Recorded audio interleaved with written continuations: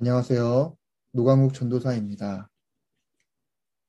7월 셋째 주 성경 공부입니다.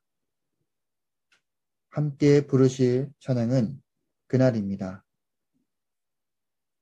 오늘 우리에게 주시는 하나님의 말씀은 사도행전 4장 31절 말씀입니다. 제가 받들어서 읽겠습니다. 비기를 다함에 모인 곳이 진동하더니 우리가 다 성령이 충만하여 담대히 하나님의 말씀을 전하니라. 아멘. 코로나 변이 바이러스로 사회적 거리두기 4단계로 격상되어지면서 모두가 힘든 시기를 겪고 있습니다.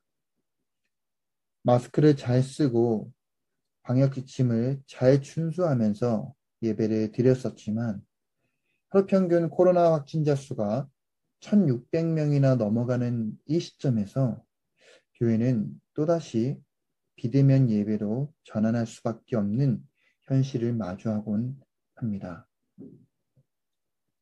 끝이 보이지 않는 이 상황 속에서 우리에게 주어진 오늘 하루도 주님을 신뢰하고 오늘 하루도 승리하는 삶을 살아가기를 주님의 이름으로 간절히 축복합니다. 사랑하는 증산제일교회 성도 여러분, 오늘 저와 함께 나누게 될 성경 공부는 예수님 따르기 프로젝트 제5과 오늘날의 복음 전도란 무엇인가입니다. 사실 제목부터 들어보면은 이 코로나 시대를 맞이하면서 쉽게 대답을 하기에는 좀 어려운 질문인 것 같습니다. 코로나 위기 속에 우리는 대면을 할 수 없는 이 상황에서 과연 어떻게 전도를 해야 하나? 참 이것은 많은 교회와 그리스도인들이 가져야 할 숙제인 것 같습니다. 사회적 거리두기가 격상되어져서 예배, 그리고 소모임, 또 교회 행사, 많은 부분에 있어서 제한이 많이 들어갑니다. 그리고 무엇을 준비하려고 해도 잠시 멈추게 되는 상황을 많이 마주하게 합니다. 하지만 이럴 때일수록 이 시대에 하나님께서 우리에게 허락하신 상황이 무엇인지 또 전도 방법이 무엇인지를 기도하고 찾으면서 함께 구해야 될 때인 것 같습니다. 그 전에 지금까지 우리가 복음을 어떻게 전도했었는지 또 어떤 방법으로 진행했었는지를 돌아보기를 원합니다. 코로나 전 보통 많은 교회에서는 일시적인 날을 잡아서 성도들과 함께 전도 축제를 많이 하곤 했습니다. 지역사회와 주민들을 도와가면서 필요한 것도 나눠주고 또 그리고 교회에 초청을 해서 먹을 것도 나눠주면서 자연스럽게 마음을 열어 복음을 전하게 되었습니다. 우리의 일상 속에서 사랑의 마음으로 이웃들에게 다가갔던 시간들이 엊그제였던 것 같습니다. 하지만 요즘 코로나로 인해서 예배도 비대면으로 전환되어지고 더 이상 모이기가 쉽지 않게 되었습니다. 오히려 밖에 나가서 전도를 하게 되면 사회적 거리두기를 안 지킨다고 사람들의 비난이 이만저만 아닌 것 같습니다. 전도를 해야 하지만 기존의 방법은 좀 너무 큰 제한이 있고 오히려 사람들은 이 코로나 시대인데 왜 굳이 나와서 전도를 해야 하는 이런 목소리가 많은 이 시기에 우리는 어떻게 복음을 전도를 해야 할지 함께 고민해 봤으면 좋겠습니다. 먼저 예수님 따르기 프로젝트에서는 복음 전도에 대해선 이렇게 설명합니다. 사도행전 4장 31절 말씀입니다. 비기를 다함에 모인 곳이 진동하더니 우리가 다 성령이 충만하여 담대히 하나님의 말씀을 전하니라. 아멘. 여기서 담대히 그리고 담대하다 이 단어 하나님의 말씀이 살아있고 성령님께서 주신 확신을 통해서 나아갈 때에 그 담대함은 세상이 감당할 수 없음을 믿습니다. 바로 살아계신 하나님께서 우리와 함께 하시기 때문입니다. 그런데 이 담대함이 요즘 돌아보면 너무 무작정이라는 단어가 생각이 많이 듭니다.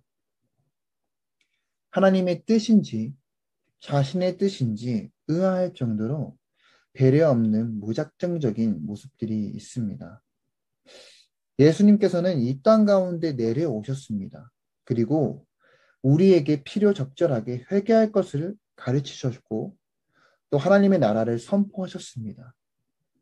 그리고 때론 사람들의 삶을 이해하고 그 상황에 맞춰서 또 그들의 삶의 비유를 통해서 하나님의 나라를 잘 설명해 주셨습니다. 바로 인격적으로 우리의 삶에 들어오셔서 가르쳐 주시고 사랑으로 품어 주셨습니다. 사랑하는 증산제일교회 성도 여러분, 우리가 마주하고 있는 이 코로나 시대 점점 혼란스럽고 점점 변이 바이러스가 계속 생겨지면서 많은 위기를 마주하고 있습니다. 이런 위기의 삶을 살아가고 있는 이 시대에 정말로 필요한 하나님의 말씀, 하나님의 메시지가 무엇일까요? 예수님께서 이 땅 가운데 오셨다면 가장 먼저 어디로 가셨고 어떻게 하나님의 나라를 알리셨을까요? 한번 생각해 본다면 저는 개인적으로 개인과 가정이라고 생각을 해보게 됩니다. 코로나로 인해서 밖을 나가기는 점점 어려워지고 이러한 힘든 이 시기에서 개인의 신앙과 각 가정의 믿음을 바로 세워가며 또 하나님께서 허락하신 그 때를 기다려야 한다고 저는 생각합니다. 전도를 하기에 앞서서 우리에게 주어진 무기가 무엇인지를 생각하고 또 우리에게 주어진 방패가 무엇인지를 다시 한번 돌아보면서 하나님의 전신갑주를 입고 기도하면서 우리가 마주하고 있는 이 시대에 하나님께서 허락하신 방법으로 나아가기를 소망하며 내 안에 예수님께서 살아계심을 확인하고 또 확인해서 성찰해야 할 때인 것 같습니다. 다음으로 이 책에서는 복음 전도에 대해선 이렇게도 말을 합니다. 오늘날 많은 이들이 묻는 질문은 우리의 복음 안에 예수님이 충분히 담겨 있지 않음을 드러낸다라고 이 책에서는 말하고 있습니다. 앞서 말씀드렸듯이 우리 안에 예수님께서 계시는지 우리의 삶의 주인을 예수님으로 정했는지를 다시 한번 생각해 봐야 합니다. 간혹 주변 길거리에서 복음을 전하는 사람들의 모습들이 있습니다. 목소리로 때로는 섬김으로 조용하게 자기에게 주어진 자리에서 예수님의 모습으로 사랑으로 이웃을 섬기며 하나님의 사랑을 고백합니다. 이들의 공통점들은 무엇일까요? 세상 사람들에게 전한 복음의 메시지에서는 그들은 예수님을 만난 경험을 통해 하나님의 사랑을 전하는 모습들이었습니다. 사람들은 그들의 말뿐만이 아니라 삶의 행동과 실천을 보면서 마음을 열기 시작했고 또 그들이 전하는 복음 메시지에 귀 기울이게 됩니다. 그리고 마침 예수님의 이야기를 듣습니다. 그들이 전했던 복음은 자신의 그런 이야기가 아니라 바로 예수님의 이야기를 전했던 것입니다. 사랑하는 증산제일교회 성도 여러분, 복음이라고 부른 것은 바로 사도들의 시대에 살았던 사람들이었습니다. 다시 말해 복음은 이스라엘 이야기가 예수님 이야기 안에서 성취되었다는 소식이며 우리가 읽고 있는 이 복음서는 바로 이를 증언하고 있습니다. 오늘을 살아가고 있는 증산제교회 성도 여러분, 먼저 우리의 삶의 이야기가 예수님 이야기 안에서 성취되어지기를 간절히 소망합니다. 살아있는 하나님의 말씀이 정말 나의 삶이 되어져서 하나님의 뜻을 이루어 가기를 소망하는 우리 성도들이 되어지기를 소망합니다. 코로나로 인해서 비록 대면으로 마주하기 어려운 시대를 우리가 살아가고 있지만 각자에게 주어진 그리고 각자에게 주어진 그 자리에서 또 교회에게 주신 하나님의 뜻 그것이 무엇인지를 파악하고 생각하며 순종함으로 나아갔으면 좋겠습니다. 시대를 거슬러서 오늘이어도 하나님의 역사하심은 과거나 오늘이나 미래나 동일하게 우리들의 삶 속에서 일하시는 분이심을 믿어 의심치 마시기를 바랍니다. 막연한 생각과 닫혀진 생각이 아닌 모든 것을 제한하지 않고 열린 마음으로 하나님께서 이 시대에 어떻게 일하시는지를 구하며 내 뜻, 내 고집을 꺾고 하나님의 뜻 가운데 나아가 한 영혼을 구하는 하나님의 품으로 인도하는 증산제일교회 성도가 되길 주님의 이름으로 축복합니다. 이제 다 같이 주님께서 가르쳐 주신 기도로 오늘 성경 공부를 마치겠습니다.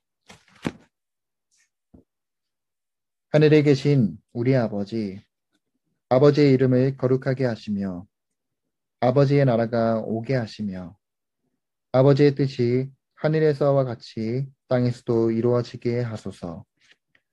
오늘 우리에게 일용할 양식을 주시고 우리가 우리에게 잘못한 사람을 용서하여 준 것 같이 우리 죄를 용서하여 주시고 우리를 시험에 빠지지 않게 하시고 악에서 구하소서. 나라와 권능과 영광이 영원히 아버지의 것입니다. 아멘.